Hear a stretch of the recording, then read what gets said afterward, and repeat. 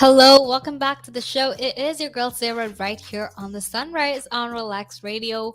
Welcome to the final hour of my show, and I'm super excited to be here because I have a lot of fun and interesting content coming your way. Okay, so make sure you stay tuned because you can find out the latest about everything that happens in the United Kingdom right here on Relax Radio because we have so much of fun content for you, and we love to always keep you informed.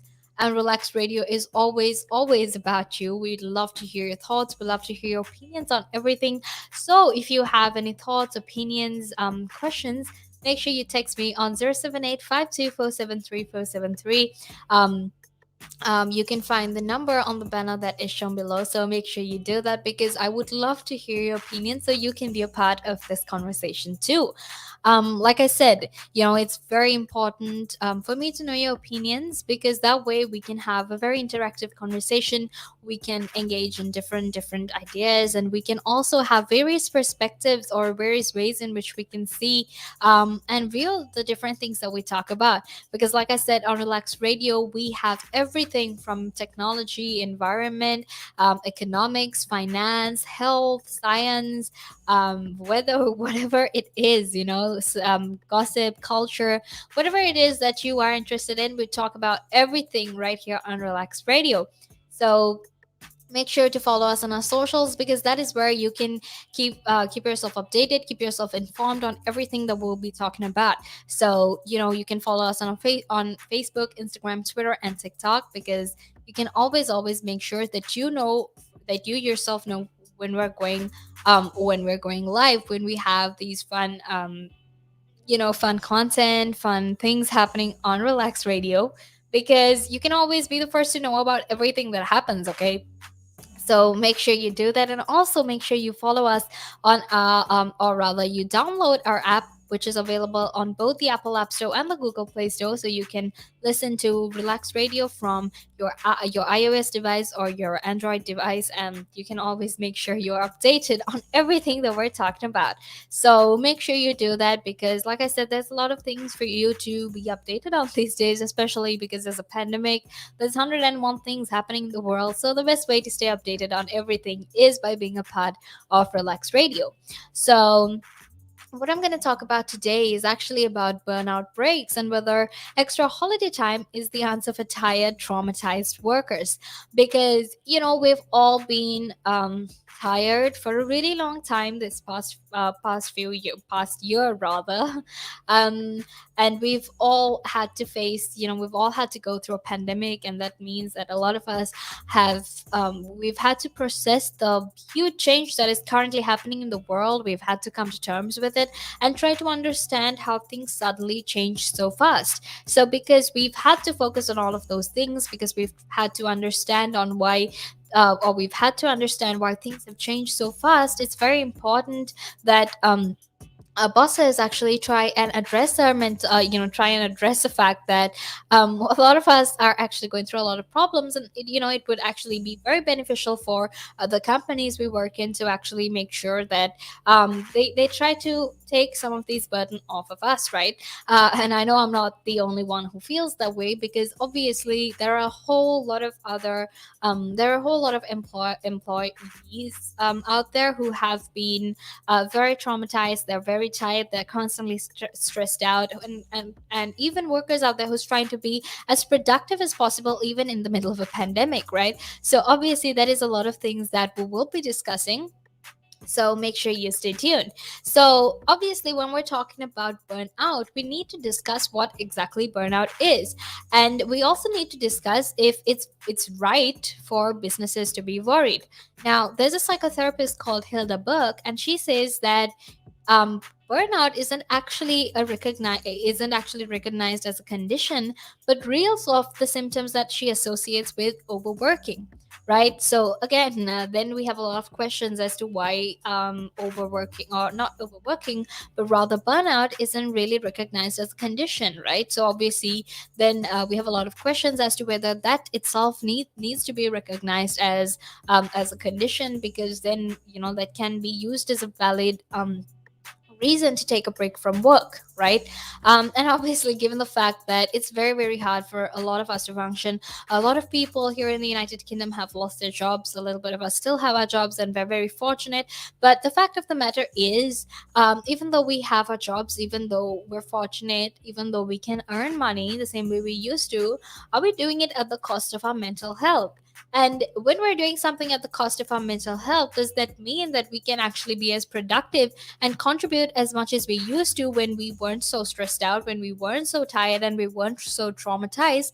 And the fact that there is, in fact, a reduction in productivity, the fact that you aren't as productive as you used to be, actually, how it is in fact very how it in fact has an effect on the company. Because when the only way companies can earn revenue, the only way they can make sure they can stay afloat during these tough times, is through revenue, right? So obviously, because of that, these are a lot of the questions that we really need to answer and we really need to talk about when it comes to burnout breaks, right? So going back to what burnout actually is, Hildeberg actually associates them with symptoms of overworking, which are things like extreme exhaustion, insomnia, crippling self-doubt, extreme despondency, and feeling what's the point.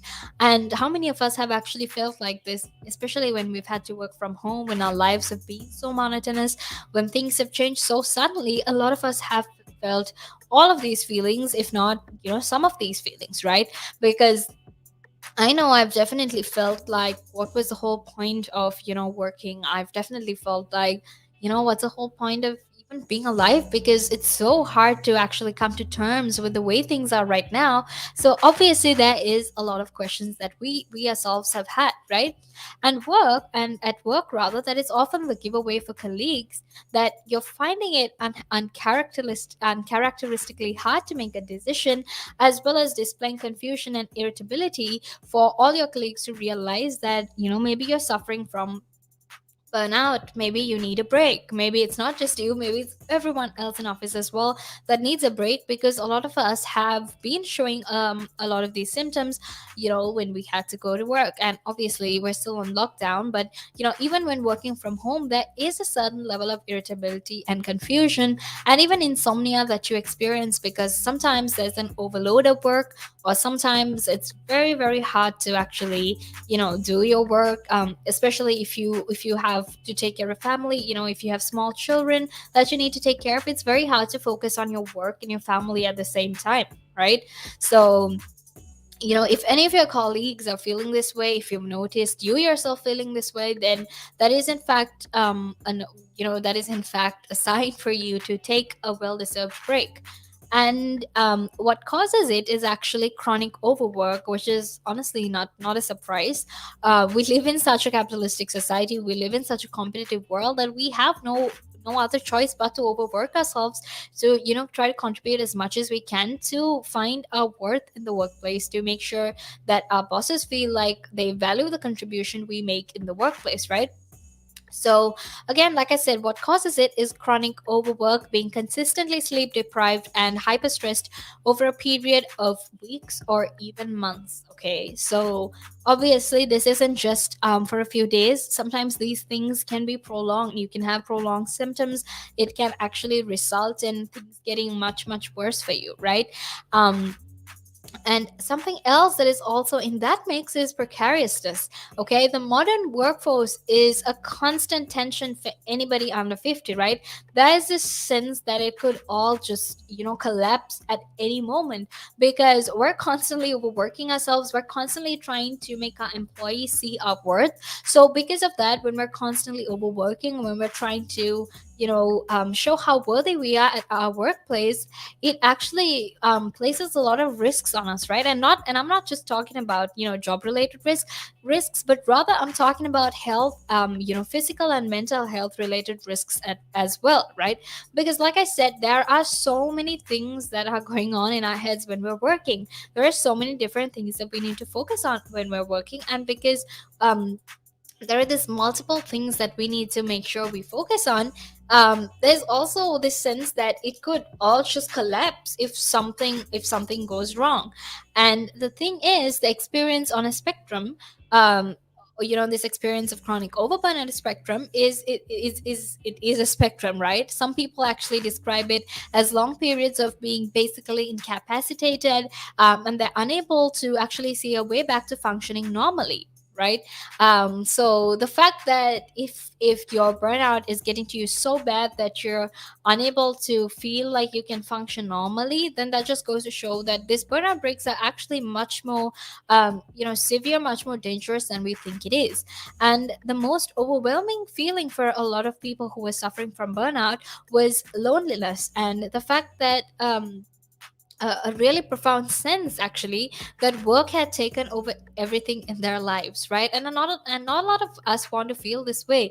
Look, when you constantly feel like work is the only thing in your life, it gets tiresome and it gets toxic, because we have other lives outside of work, like I said sometime back, we don't live to work, right? We work to live, right? So when we're constantly working, when we're stuck in our offices and we have like no time for anything else in our lives, then obviously it just feels like you're lonely, because when you're always with work, you don't really have time to interact with people. You don't have time to hang out with your friends. You don't have time to meet them and hang out with them. So obviously you feel very lonely, because it's always just you and your work. So when it's just you and your work, you obviously, like I said, don't have time to focus on any of these personal relationships. You don't have time to grow any of those relationships. It's just you and your computer.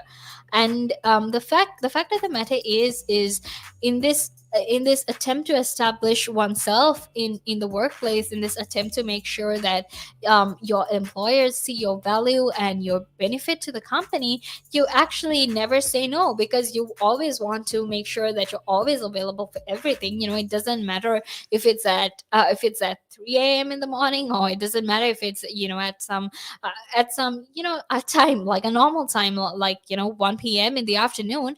You still will never say no, because you want to establish yourself in the workplace. You want to make sure that your workplace values the fact, or realizes that you have a value at your office.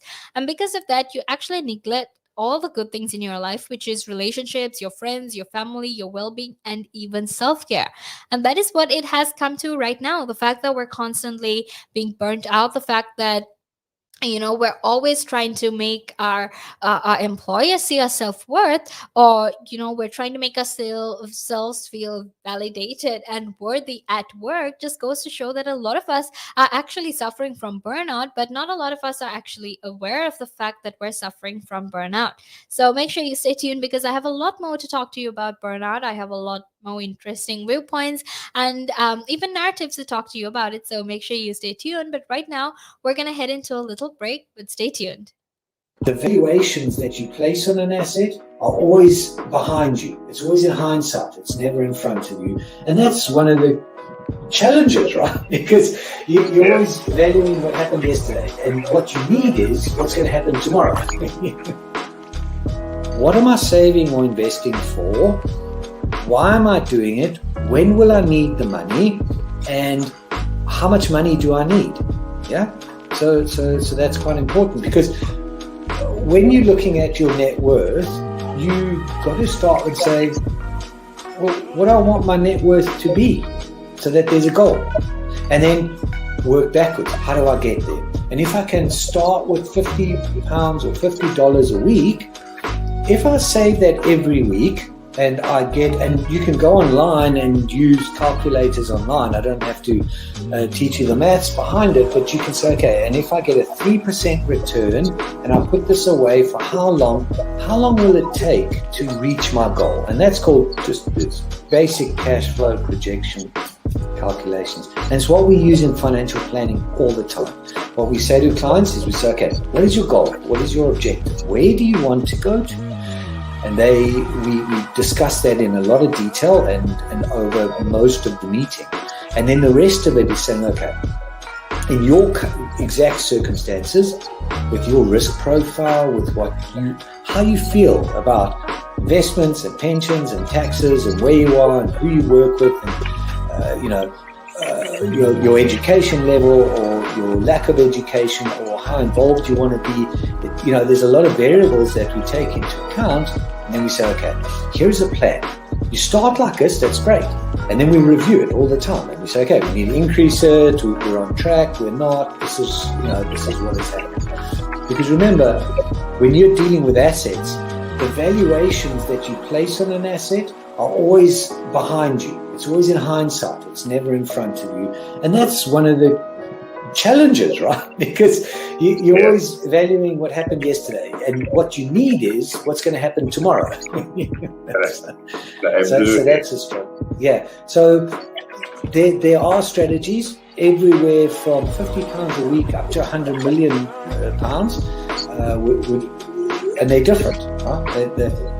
They range differently from everyone, but and from country to country, to be fair. Different countries have different tax laws, so different vehicles. But from your point of view, at the sort of normal end, I'm not going to call it the low end because I'm in that boat as well. It's as tax efficient as you can get it. That's where you start. You use all the tax efficiencies, and then you step up into different things.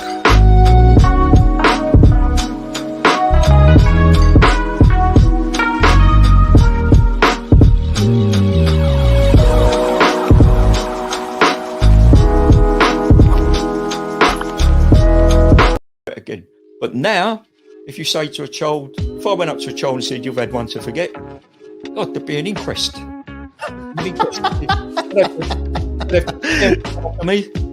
Why did you reject my son? Oh, I haven't rejected your son. I want to talk about, how the generation gap, how much has changed, especially when you check the youth nowadays in comparison, to people back in the day. I'd say when I was younger, it was more disciplined. Not now. In comparison to now. Not at all. Not now. The way things are nowadays, the younger generation, you seem that they can't accept the word no. If that makes sense. They can't accept rejection, essentially, is what you're trying to say. Yeah, they can't accept the word no. So if you, how did I do? Well, you didn't do very well. And they get upset. And when I was a youngster, my father used to say to me, because I used to be sport mad when I was very young. Well, I still am sport mad, but like participating in different sports. And if I had a bad game, for example, he'd say to me, you had one to forget. That's it. Your dad sounds like a smart guy. I mean, yeah, that's the real fact of the matter, yeah. He'd say to me, you had one to forget. Get over it. And that was it. So I dust myself down and do it again. But now, if you say to a child, if I went up to a child and said, you've had one to forget, God, there'd be an inquest.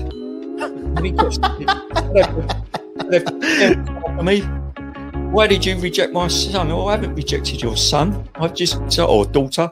I've just told them that they need to buck their ideas up. That's the truth right there. I mean, if you think about it, if you check the generations, like right now in the US as well, I've seen a lot of these things as well. In the UK, you get medals for participation. But what's the point? What are you trying to? Yeah, what's the point? Either you win or you lose. People are so afraid to put that whole notion of losing. When it comes to right now, the generation gap is just crazy. How much a lot has changed. Social media has taken control of our lives, and we don't even realize it anymore. We're crippled because of it. That's absolutely right, Nick. Because as you said, nowadays it seems that you get rewarded for failure. For the life of me, Nick, I can't get my head around that. Perhaps I'm just getting old and morbid, I don't know. I just can't get my head around how you could be rewarded for failure.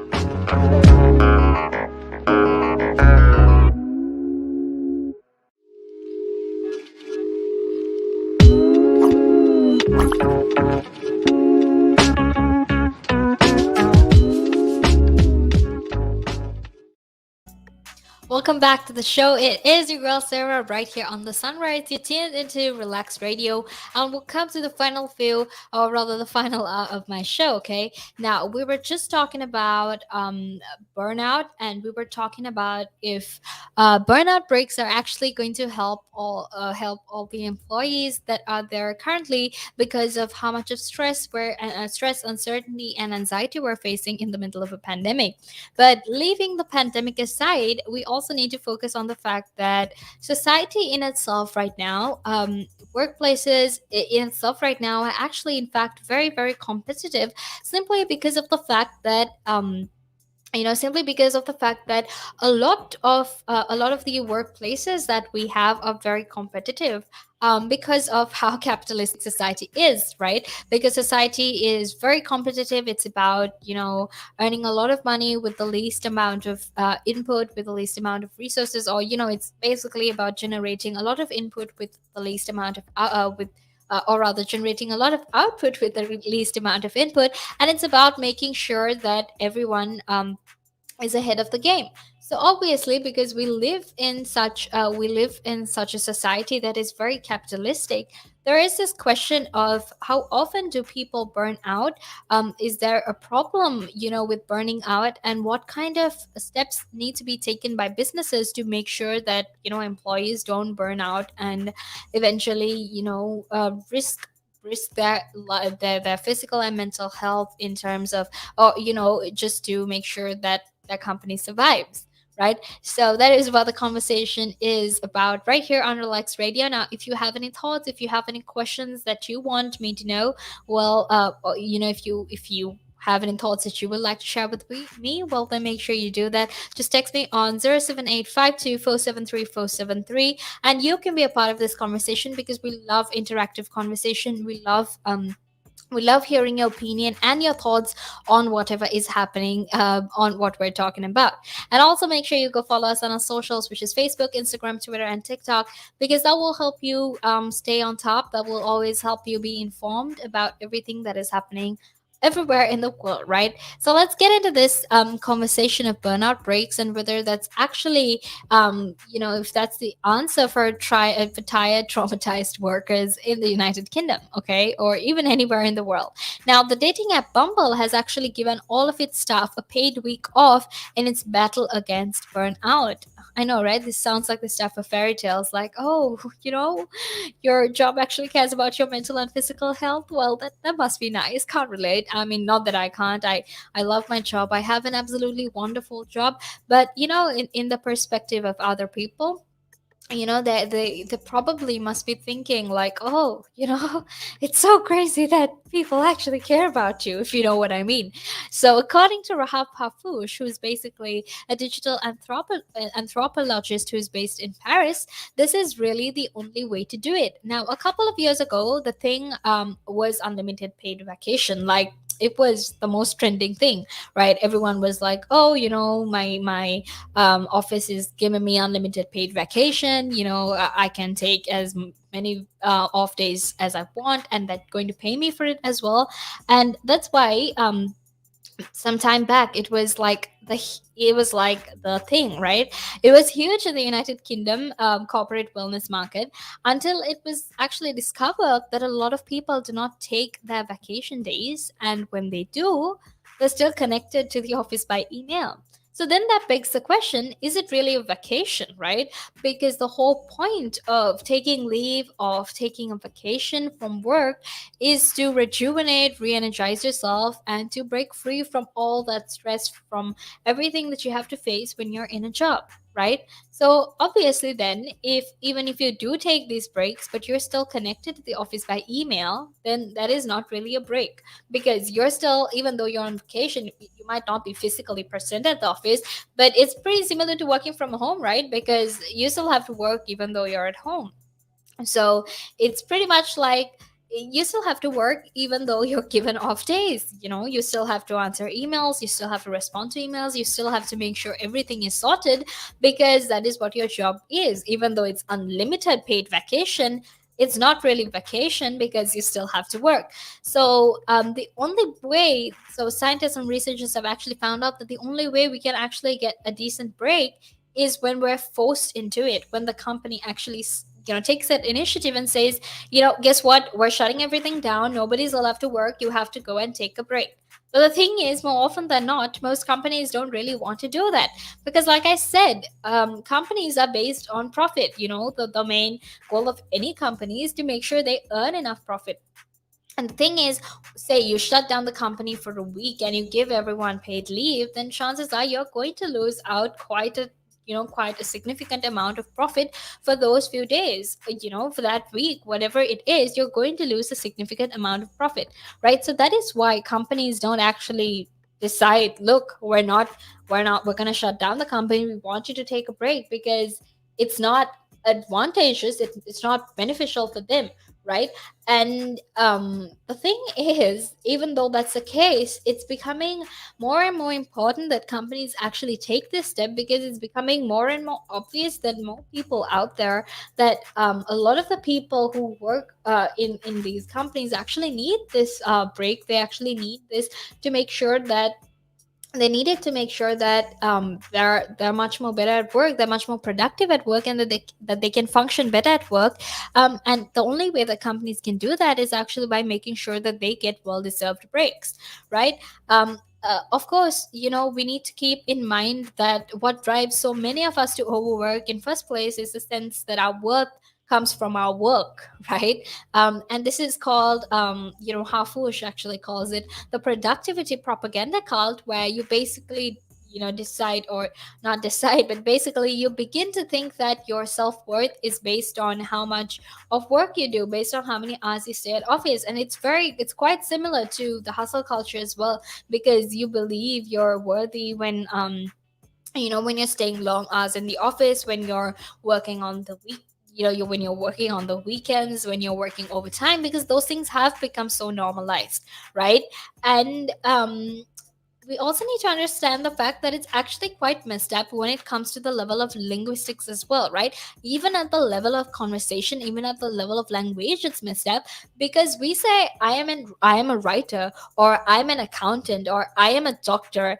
In reality, we are not our jobs, we merely do them. But the thing is, our jobs basically become who we are, in a way where we spend most of our time, we spend most of the things we do just doing our job. We don't have time to make friends, we don't have time to hang out with the friends we have. Forget about making friends altogether, we don't even have time to hang out with our friends. We don't have time to meet our family, to talk with our family, to go for Sunday lunch or Sunday brunch with our families, because we're so busy. And that is the truth, right? No matter how many times you or I try to deny it, no matter how many times we try to act like, oh, I'm totally balancing my work and my personal life, the truth is we're not. Like, okay, the thing is, some people out there are, but majority of us are actually struggling to balance our work life, and we're struggling to balance our personal life, because our work life literally trickles onto every other aspect of our life, because that's the reason we overwork, right? That's the reason we're working overtime, that's the reason we're constantly working even on the weekends, and we've normalized the fact that working on weekends is okay as well. So because of things like that, it's very, very important that we begin to understand the difference between our jobs and ourselves, because we are not our jobs. You can't define, I mean, look, your job role is an accountant, you would say I work as an accountant, but you wouldn't say I am an accountant, because you're basically you know um, talking about your whole self-worth in terms of your job.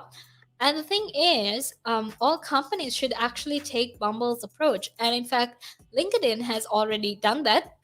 And the thing is, even though companies they take these steps, it's very important for companies to do it too. But sometimes it doesn't matter if the companies take these steps, because some of the answers to burnout, to overworking, is at our level of self as well. Because sometimes, because we try to w- because we try to sort of, promote our self-worth, because we try to see our value based on how much work we do, based on how much we're at office. It's very, very hard for us to realize that we ourselves are human, that we ourselves need breaks, and we're not robots. Because Hafush actually talks about something called the commodification of wellness, where we think we can buy our way out of stress with a massage or even a holiday. But the thing is, there's so much there's so much to do besides just getting, massage or going on a holiday. Because just because you go on a holiday once a year, that doesn't mean that all of your stress, that all of the burnout that you are facing is suddenly going to disappear overnight. That's not how it works, right? So the thing is, there's so much that pushes us in the direction of being burnt out, that a massage isn't going to cut it. A vacation, a 2-day vacation, isn't going to cut out the fact that you're stressed out, you're burnt out from overworking. And the fact that just because you take that vacation for 2 to 3 days, that doesn't mean that all of the problems that you had at work are suddenly now going to sort of disappear as well. Okay, so we have a lot more to talk about the burnout to talk about burnout, and to talk about why we really need to take these steps to make sure we're all safe as well, and why we need to take breaks as well. So make sure you stay tuned, because I'll be back in a few more minutes after this small break. Climb Mount Everest. That is one of my that's in my bucket list. You're laughing, but that is the facts right there. I'd love to do that. That is something I'm looking forward to do. Hopefully, Climb Everest. Mount Everest. I mean, okay, not the very tip of Mount Everest. Maybe the base camp at least. They're talking about mental health. Well, if you went out and got some exercise in the fresh air, that will improve your mental health. It will make you feel better. That's true. That is true. I wholeheartedly agree. But then for some people, it's how do you find the motivation to, especially when it comes to riding a bicycle, to do it again and again and again and again? It's a cycle that you have to be used to. How do you do it? What makes you wake up in the morning and decide, hey, I'm going to pick my bike up today. I'm going to cycle. What makes you want to do that? What makes me want to do that? Yeah. What do you like? What could you give listeners, like people listening in right now? What kind of tip could you give them? Well, the first tip I would give them, if you haven't tried it before, try it. It can open up new horizons. It will make you fitter. It will definitely make you fitter. Cycling is one of the best forms of aerobic exercise you can do. It sounds like, if you think about it, yeah, it sounds like great fun. Because what essentially you're trying to say is also at the same time, when if you look at it from this perspective, with regards to mental health, especially when you look at it with mental health, this is another way to fight it. I feel like you go outside, you meet more people, you interact with, socially, you'll interact with more people, and you're keeping fit, you're making connections, you're breathing in the good and exhaling the bad. I feel like that's a great thing right there. Absolutely. Yeah, you got a better way with words than I have, I'll tell you. But you're quite right. What you say there. You're quite right. I've been doing this for quite some time. Hey, you'll get the hang of it. I've been doing it for about 10 minutes now, so yeah. That I can never really understand people staying in one room the whole day when you can have the world to see. I am a traveler. I travel. I love traveling. Traveling is just one of the things I do. And yeah, on top of my bucket list was, to one time, hopefully when I get there, go to Nepal and climb Mount Everest. That is one of that's in my bucket list. You're laughing, but that is the facts right there. I'd love to do that. That is something I'm looking forward to do, hopefully. Climb Everest. Mount Everest. Okay, not the very tip of Mount Everest, maybe the base camp at least. Base camp, yeah. At least. Would you be able to cycle there? Oh.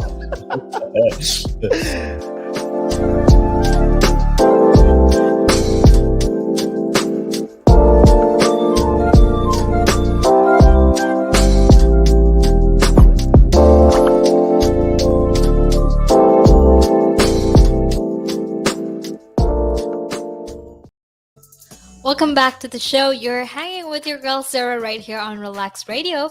Now you're tuned into the sunrise, and we're talking about, burnout, and whether extra holiday is actually the answer for tired, traumatized workers who are constantly struggling, who are constantly having a lot of pressure, who are actually going through a lot of stress simply because of the fact that they are under a lot of stress at work, and the fact that they find it very hard to detach themselves from work. And that's what we were talking about. Now you're with me, Sarah, on Relax Radio. And if you have any thoughts, questions, and opinions that you would like to share with us, make sure you text me on 07852473473, because that way you can always make sure you are a part of this conversation too. Because at Relax Radio, we focus on you, rather. We care about your opinion, we care about your thoughts, and we definitely want to know everything that you see, or every perspective that you have as well. So make sure you text me on the number 07852473473. And while you're at it, make sure to follow us on our socials as well, which is Facebook, Instagram, Twitter, and TikTok, because you will be the first to know about everything that is happening right here on Relax Radio.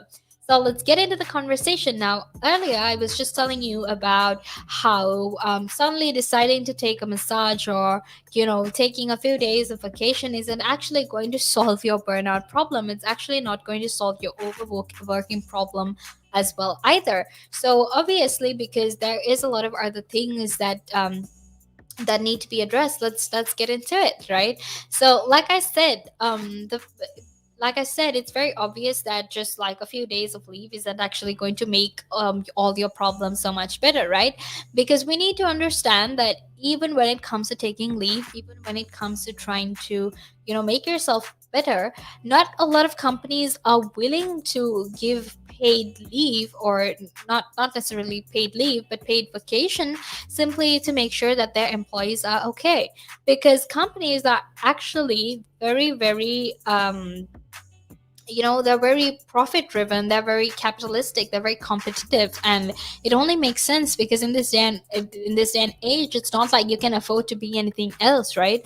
Because it's all about making profit. So how many companies are actually willing to accept the fact that mental and physical health of employees matter? And like I said, it's not many, because there are so many, because this society right now is so capitalistic. We really just don't we really just focus on how much money we earn, and not necessarily about the amount of stress and mental distress that we put our employers in, or rather employees in, right? So we need to understand that corporate culture actually has to take some collective responsibility for burnout and for overworking, right? And this was actually said by Burke, because she says that codependency is actually an even bigger drive of burnout, right? At its core, what it means is we're putting our own happiness into the hands of others, and we're conversely assuming that we are responsible for making those around us happy. Now, if you think about it, like I said, we try to dictate our self-worth, we try to determine our self-worth and our value to a company based on how much time we spend at a company, based on our ability to say yes or no to whatever work we have to do. And most of the time we tend to not say no. We're always saying yes, because we want our companies, we want our bosses to actually see our worth, so that our job isn't insecure. We want to make sure our job is stable, right? So because of that, what it looks like in practice, rather, is that we're letting our boss's inability to switch off dictate our own working practices, or not being able to say no to work when we're totally exhausted, simply because of the fear that our boss might think ill of us. And we've all been in this position, right? It doesn't matter if it's at 3 in the morning, it doesn't matter whatever time it is, you would never ever say no. And I know back at my earlier job, my phone would always, I would never have my phone on silent mode, because I would always have different things to do. And because of the fact that I had different things to do, I got absolutely little to no rest. And it was so tiring for me. I couldn't keep doing it. It was very unhealthy as well. And obviously, we need to understand that when it comes to our inability to say no, when it comes to how we dictate our self-worth and our value based on our ability to say no, it actually goes to show that this burnout, the fact that we're so stressed out, and the fact that we're overworking, is in fact very, very detrimental, right? And the truth is, this is what we have been doing for most of our lives. And it wasn't just in the middle of a pandemic. Way before the pandemic, we used to do this as well. Like I said, we tend to validate ourselves based on how much work we do. And it's not only us, right? Because our bosses too validate our importance and contribution to our, to the company we work at, in terms of how long our working hours are, and based on our availability to do whatever they ask of us, right? And the truth is that that is what reality is. Um we try to base our lives on what our bosses think of us, and on what kind of contribution we need to make at our workplace, right? And the thing is, it's very, very unhealthy, like I said before, because we tend to lose all these personal relationships we have. Our work life tends to trickle down to our personal relationship, and it also means that we can't really grow in terms of any of the relationships we've made with our friends, our family, our significant others. And chances are we're probably going to end up lonely, because we don't have time to make for other people. We don't even have time for ourselves, right? So how could you possibly make time for other people when you don't even have time to make for yourself? And like I said, this is almost like hustle culture, right? Because you're constantly working, you know how much of detrimental effects we have, but the thing is, it's very, very hard for us to get out of it. And we know we're overworking ourselves, but we still continue doing that. And just because we constantly work, just because we're at work for long hours, that doesn't mean that we have 100% efficiency and productivity. If anything, it means that the longer we stay at work, the less our productivity and efficiency is, because as human beings, there's only a certain amount of time that we can concentrate as well. And like I said, it's very unhealthy and it's very harmful, and it needs to be regulated. And companies actually need to take more of an incentive. They actually need to initiate the fact that they need to take better care of their employees. They need to make sure that all their employees are given breaks and don't suffer from burnout. So that is what the conversation was about today. And I really, really hope that you all enjoyed, and y'all were all interested in everything that I spoke about. And hopefully, this will help you and help you be informed as well. Well, it's time for me to head out of here, but don't worry, because we have Jamie on the chat trap next, and she'll be talking about everything like I mentioned to you as well. So make sure you stay tuned. But until then, it's time for me to head out of here. And I really, really hope you have a really good